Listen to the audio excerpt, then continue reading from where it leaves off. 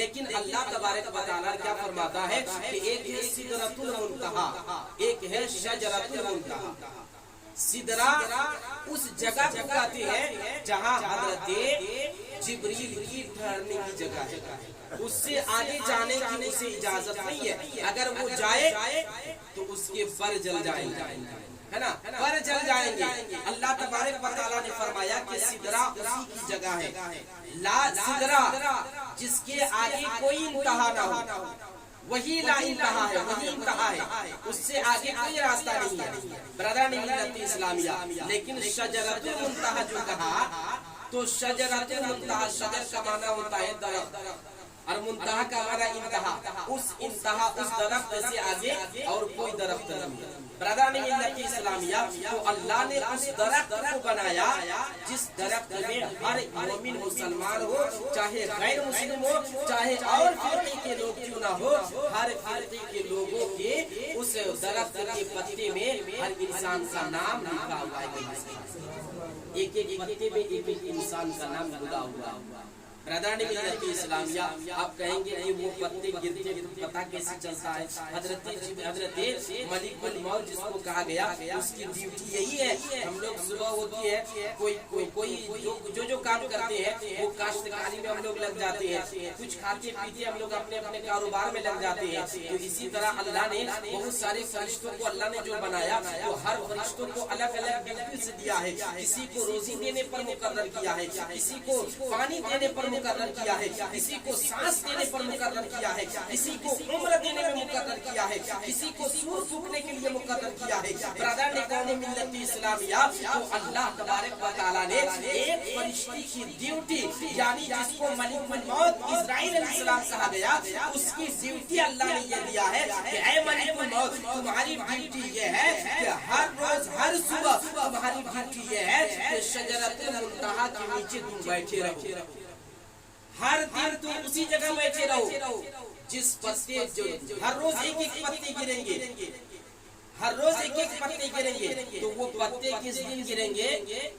یعنی جس انسان کی موت 40 دن بعد ہونے والی ہے اس انسان کے پتے اس کے نام والے پتے گر جائیں گے، تو سمجھ لینا کہ اس انسان کی موت ہونے والی ہے برادران ملت اسلامیہ۔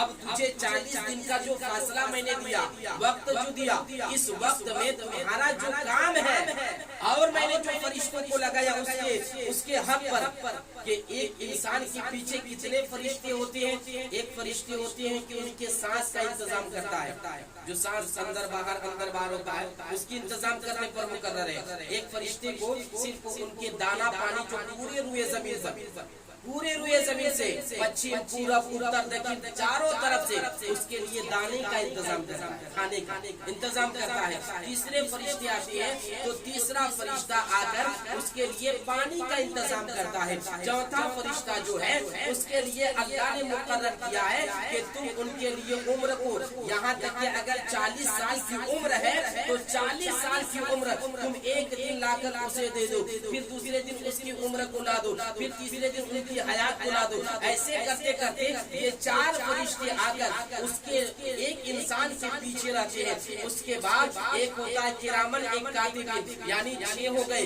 ایک کرامن ایک کاتب، اور ادھر 4 یعنی 6 فرشتے ہو گئے، اور ایک ملک الموت 7 فرشتے ہو گئے برادران ملت اسلامیہ۔ یہی 7 فرشتے 40 دن کا جو فاصلہ رہ گیا یہ 40 دن کے فاصلے میں آتے ہیں، اور آنے کے بعد ایک ایک فرشتے آ کر کہتے ہیں السلام علیکم۔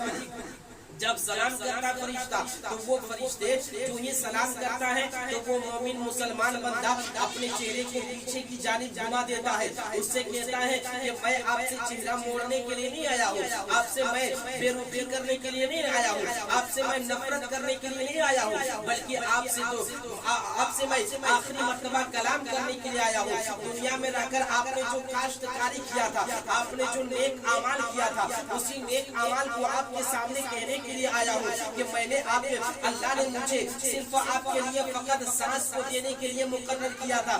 آج میں پورے روئے زمین پر تلاش کر رہا ہوں لیکن آج 39 دن رہ گیا ہے.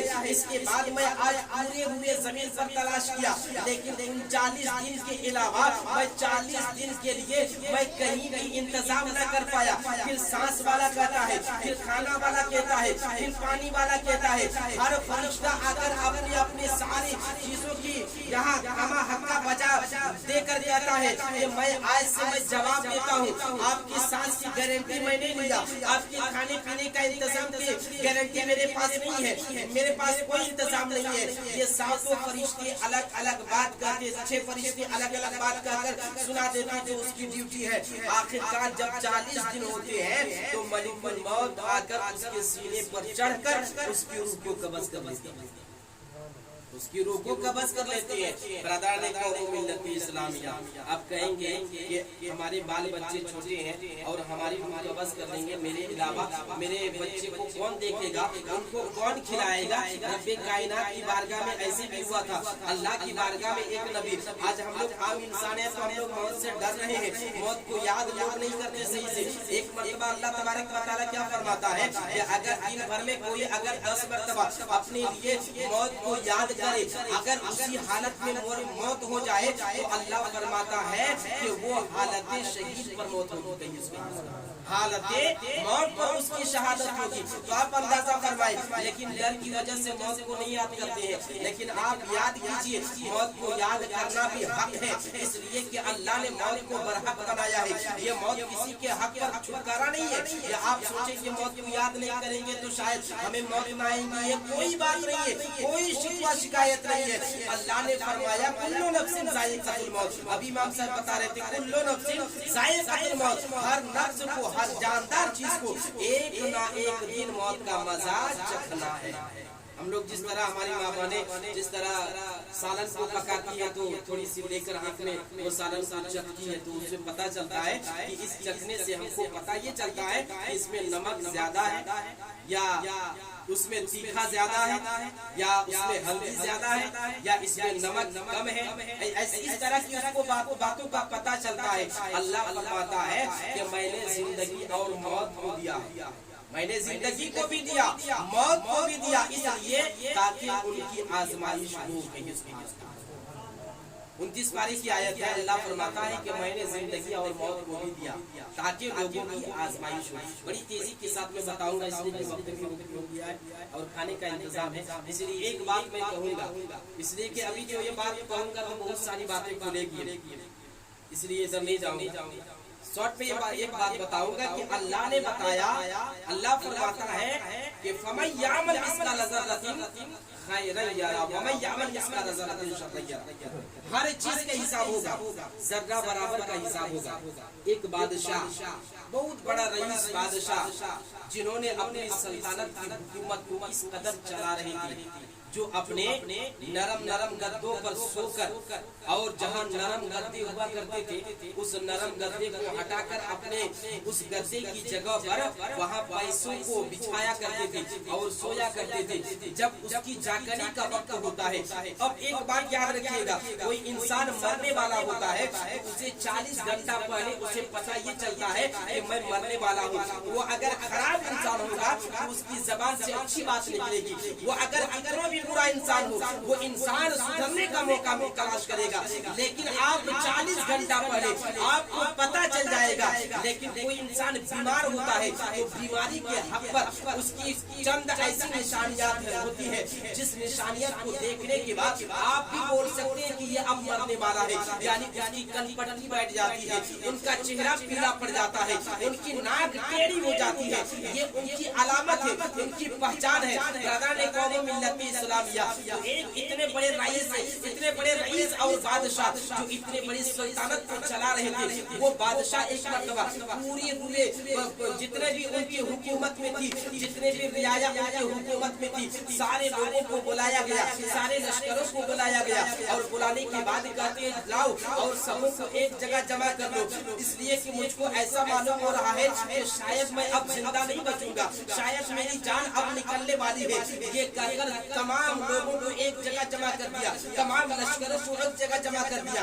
अब लश्कर जमा हो गए, एक दूसरे में लोग चीने गोया करना शुरू कर दिया, लोग एक दूसरे से बात करना शुरू किया। आखिर बादशाह सलामत हमारे सामने क्या गुफ्तगू करेंगे, इतने बड़े रईस है। कोई कहता है कि अपनी सल्तनत का मालिक शायद हमें बना देगा, कोई कहता है कि इतने सारे रुपये पैसे हैं शायद कुछ रुपये बांट देगा, तकसीम कर देगा। यही बात करते हुए लोग वहाँ खड़े हैं। लेकिन कुछ देर खड़े होने के बाद बादशाह सलामत को जब बाहर निकाला गया, और बादशाह सलामत को बाहर निकालने के बाद बादशाह ने कहा कि मेरा फरमान ये था, मेरा हुक्म ये था, मैं तमाम लोगों को बुलाने की एक ही मकसद है। वो मकसद ये है कि जब मैं इंतकाल हो जाऊं, मैं ऐसा महसूस करता हूँ कि शायद अब जो मैं चारपाई पर लेट चुका हूँ, शायद अब मुझे दुनिया में चल फिर ना पाऊंगा, शायद ये मेरा जागने का वक्त चल रहा है, आखिरी वक्त चल रहा है।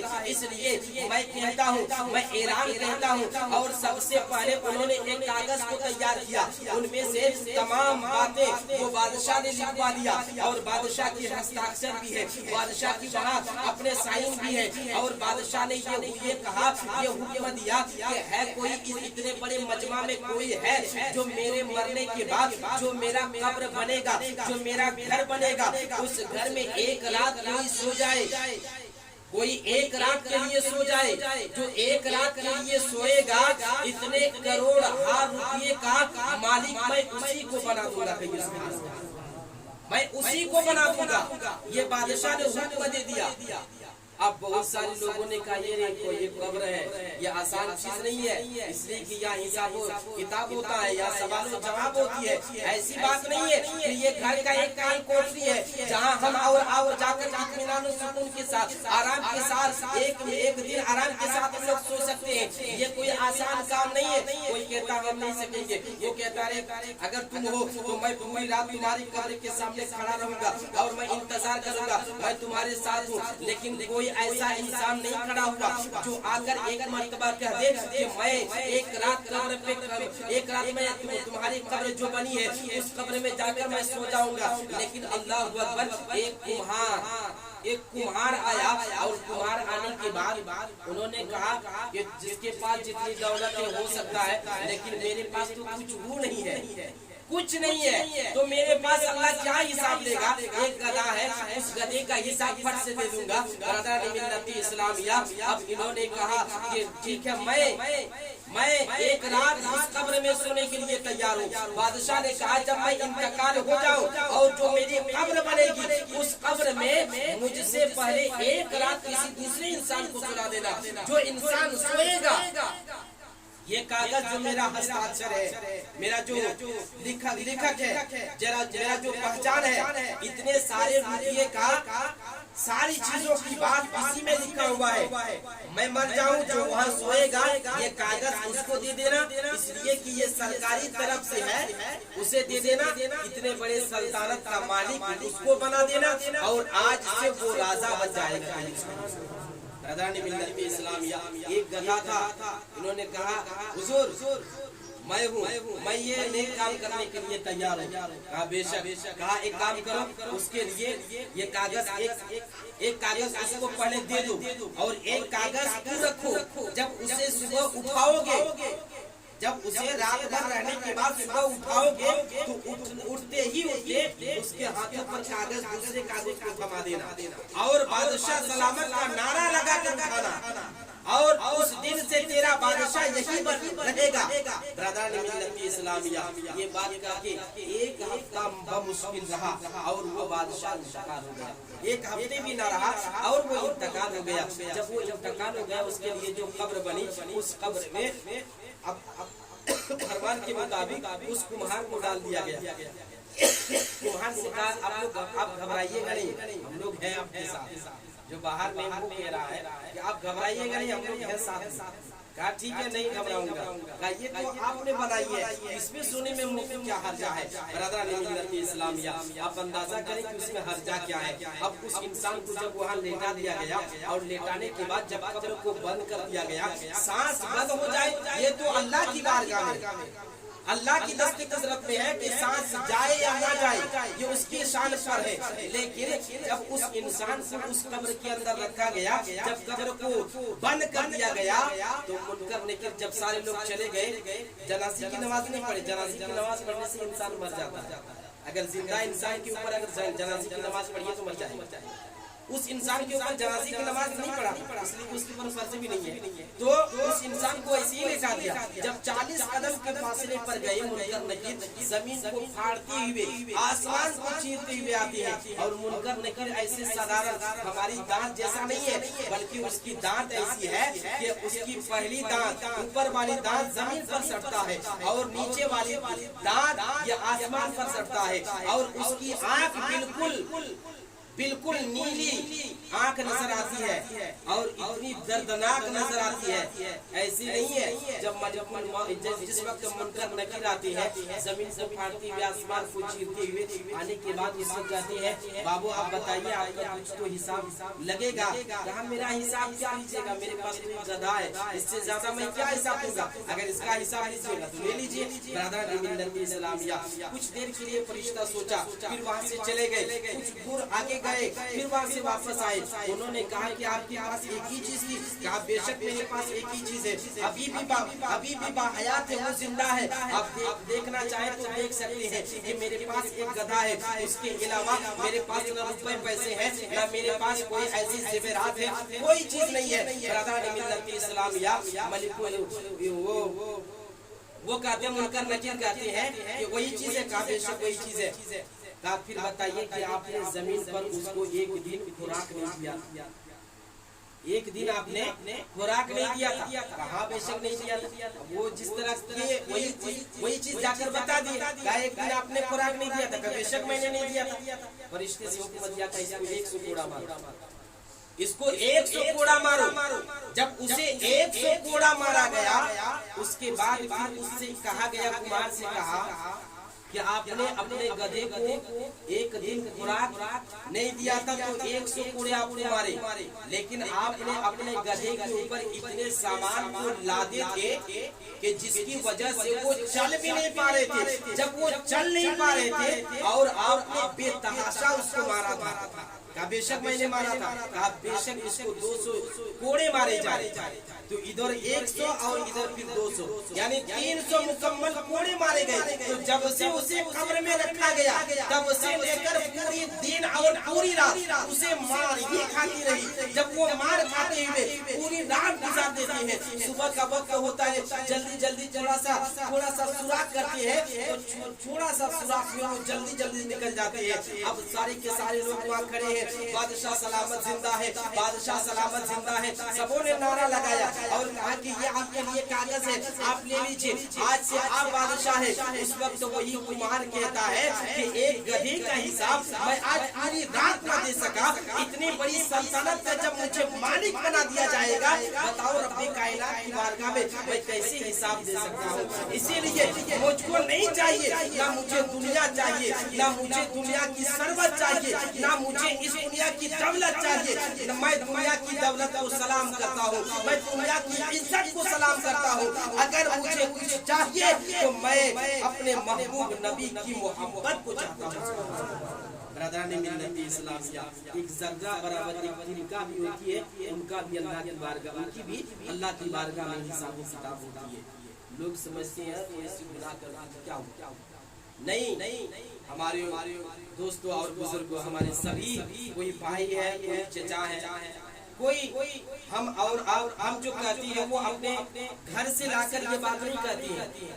برادران ملت اسلامیہ, اس موضوع پر اگر اس ٹاپک پر ہم اگر بات کرنا چاہیں تو کم از کم 2 سے 2.5 گھنٹہ ہم بات کریں گے, تب بھی مکمل نہیں ہوگا. اور جو میں نے ابھی وَمَن يَعْمَلْ مِثْقَالَ ذَرَّةٍ خَيْرًا يَرَهُ وَمَن يَعْمَلْ مِثْقَالَ ذَرَّةٍ شَرًّا يَرَهُ, یہ جو میں نے ابھی یہ عنوان بنایا ہے, اس ٹاپک پر اتنی ساری ابھی باتیں ختم نہیں ہوگی. پھر کبھی انشاءاللہ موقع ملے تو پھر موقع سنانے کی کوشش کروں گا. بس انہیں چند جملوں کے ساتھ میں اپنے واضح نصیحت کو سمیٹ دینا چاہوں گا. اگر کہنے میں کسی قسم کی غلطیاں, خامیاں, لغزشیں ہوئی ہو تو علی الاعلان توبہ کرتا ہوں. استغفر اللہ ربی من کل ذنب واتوب الیہ. ایک مرتبہ سب مل کر پڑھیے, لا الہ الا اللہ محمد رسول اللہ.